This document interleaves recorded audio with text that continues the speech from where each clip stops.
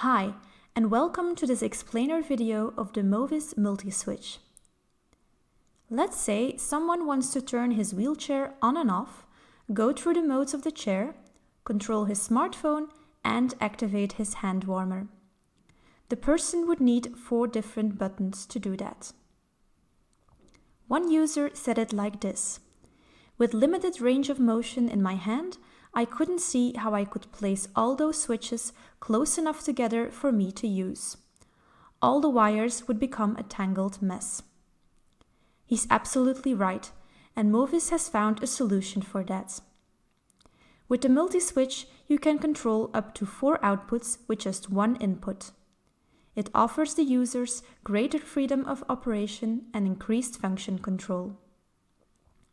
The input can be any regular switch or a mo-vis proximity sensor, which is available in 2 sizes. The multi-switch is powered by means of a micro USB connection, so you have to plug it into a USB power source, such as a USB charger, laptop, or power bank to work. No worries though, it only requires a minimal amount of energy. The USB connection can also be used to connect the multi-switch to your PC. There, you can program the device with the mo-vis Configurator Software so that it suits your user's needs. We will now go through all the possible settings, and hopefully it will show you how much you can do with this little box. We'll start with the input.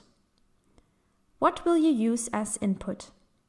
If you use a proximity switch, it is possible that you will want to adjust the sensitivity of the sensor. The higher the value, the more sensitive they are. If the user cannot remove his finger away from the proximity sensor, it will become less sensitive after a certain time. In that case, you can change the proximity calibration method to manual. The user or attendant will have to press the button on the multi-switch box regularly then to recalibrate. In all other cases, you can just leave this value on default automatic calibration. If you are using a regular switch or a proximity switch, it can also be useful to adjust the action delay, for instance when the user has a tremor. Next, you have to decide how you want to operate your input. The first option is Select by Click. A number of short clicks activate the corresponding output. 2 clicks is output 2, 4 clicks is output 4, and so on. Second option is Start Scanning by Click. A short click on your input button will start a scanning of the active outputs. When your desired output is selected, you press again to activate it. Third option is Hold while scanning. As long as you hold the input closed, the outputs are scanned. You activate the output when you release your input button. The fourth option is Select Timed Click. Output 1 to 3 can be activated according to the hold while scanning method. But if you do a double click within the select scan time, you go directly to output 4 as some sort of shortcut. The final option is Continuous Scanning, where the outputs are scanned all the time. If necessary, you can adjust the select scan time, which is standard set to 1 second. In the case of Select by Click, you have 1 second between each click to perform the next click.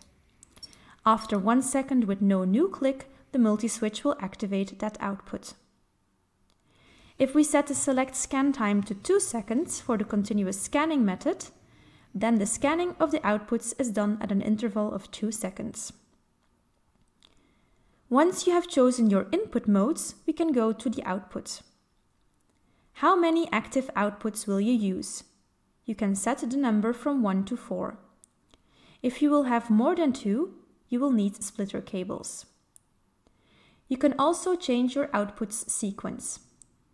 By default, it will first take one from the green output, then one from the yellow output, and so on. But you can also choose to have the 2 green outputs first and then the 2 yellow outputs. For each of your outputs, you will also have to set some parameters. Choose how your output will react. Momentary, which means that if you hold your input button for 1 second, that your output will be closed for 1 second as well. Timed, which means that your output will be closed for a set time. This set time is to be decided in the parameter close time. So for instance, when you set the close time to 2 seconds, your output will be closed for 2 seconds, even though you released your input button sooner. Or switched. The output will toggle between open and closed. It can also be useful to lock one or more of your outputs. Let's say that one of your outputs is a communication device and you want to control it for a longer time. Then you activate the lock mode and you stay in this mode as long as you do not break the lock. There are 3 possible ways to break the lock, and they are linked to the quit time. In quit time, you set the time needed to close the input in order to break the lock.